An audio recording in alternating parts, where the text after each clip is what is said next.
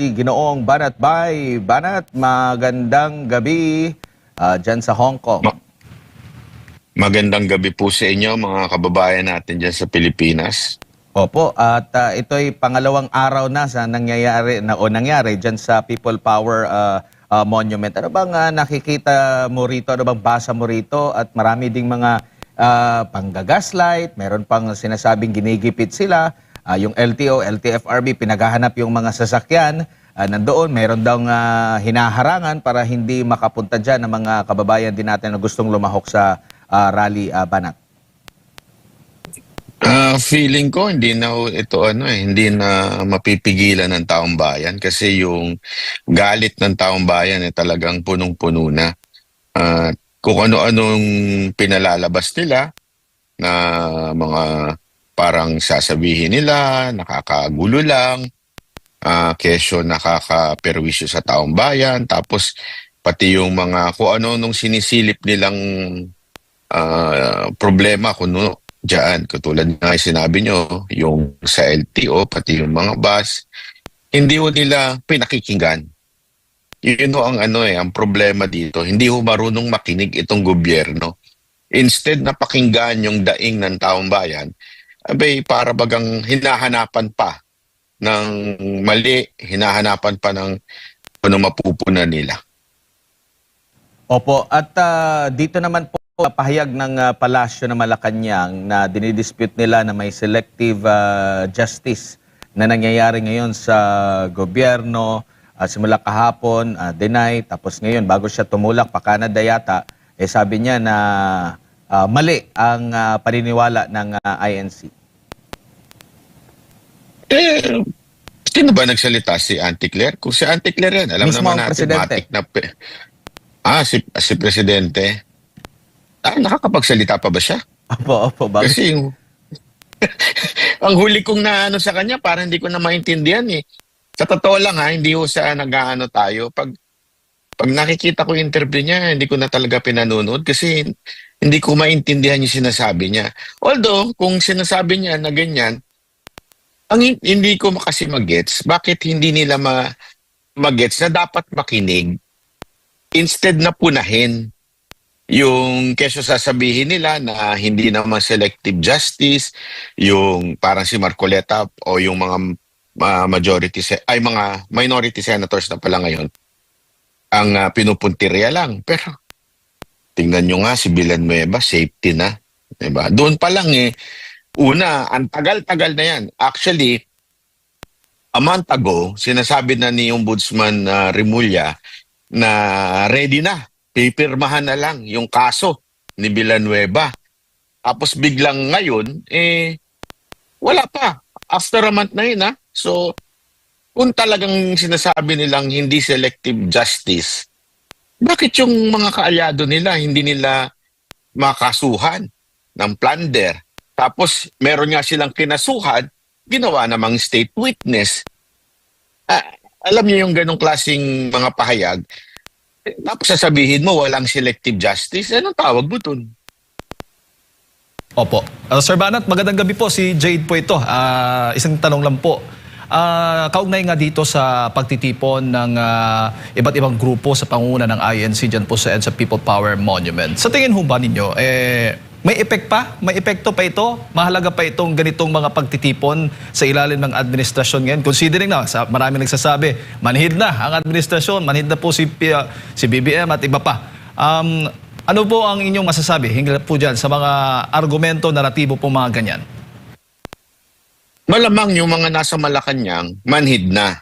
Kasi, kung sabi nga ni Amy Marcos, bangag, talagang ang bangag, manhid yan. Wala yan, kahit anong, di ba, sa mga pamilya, pag may bangag ka dyan, kahit anong sabihin mong, wag mo na masaktan yung magulang mo, wag mo saktan yung anak mo. Pero pag bangag, wala na talaga, manhid na talaga yan. So, lalo na ito, sa daing ng mga Pilipino, manhid na. Pero, wag nating kakalimutan na meron tayong iba pang mga elemento sa gobyerno na maaring nagmamatsyag din. Di ba? Maaring tinitingnan nila kung dadami ba ito. Kasi remember, ang AFP po, Ayon sa ating konstitusyon, it should protect the people. Yun ang ating nakalagay sa konstitusyon natin yan. And as a matter of fact, nakasulat din sa konstitusyon that the power of every department sa atin emanates from the people. So maybe, and I'm hoping that they are listening sa daig ng mga taong bayan. Maybe pinaparami pa nila, sana, at makikinig sila. Kung hindi rin sila bangag. Pero kung bangag din sila, bangag, ibig ko sabihin, lulong sa kapangyarihan, aba, mahirap din yun. Kasi maraming klase ng addiction eh. Addiction sa droga, addiction sa kapangyarihan, addiction sa pera. So hindi natin alam kung anong klaseng addiction ang meron ng ating AFP. Kasi kung ikaw, hindi ka naman addict, matino ang pag-iisip mo, hindi ka addict sa pera, addict sa kapangyarihan, iisipin mo bakit itong mga to nagre-reklamo, lalo na kung dumami. Again, wala pong unconstitutional doon.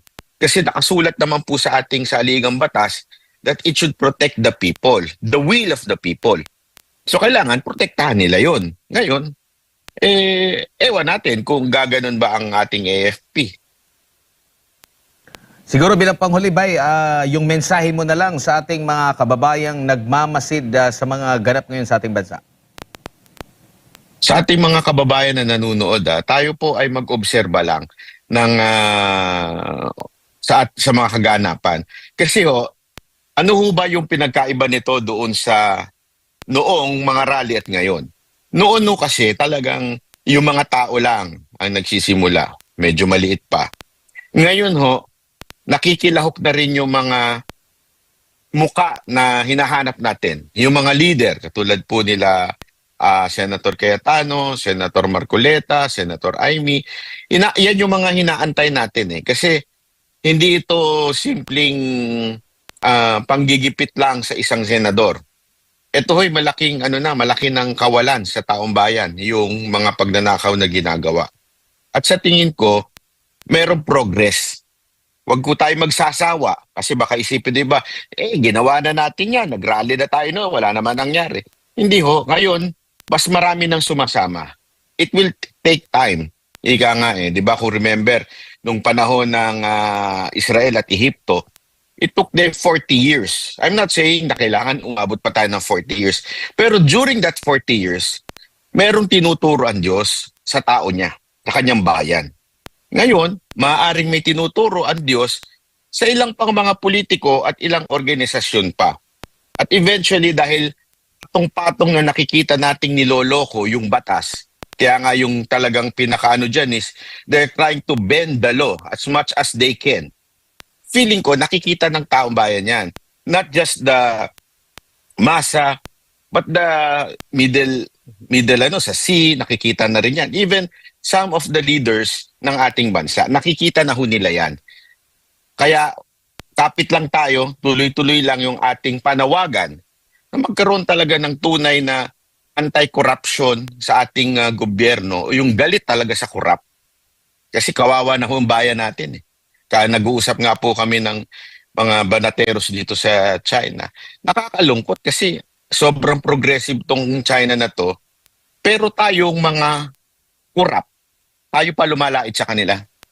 Nakakalungkot naman sobra yun. Hindi natin ma-realize na tayo talaga ang corrupt at tayo may problema. Kaya sana tuloy-tuloy lang natin yung ginagawa natin dyan. Kami ang boses ng masa, hindi natatakot. Katotohanan lang, di kami nalulunod. Walang bahid ng sismis, lahat ay totoo. Kahit sino ka pa, pag mali ka babanatan ka.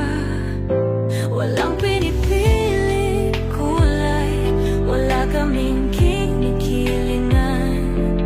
Basta para sa bayan, kami lalaban.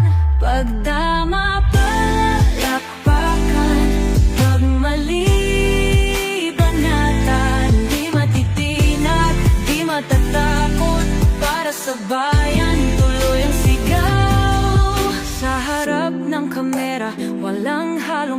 takot. Mga baluktot, lahat kayo'y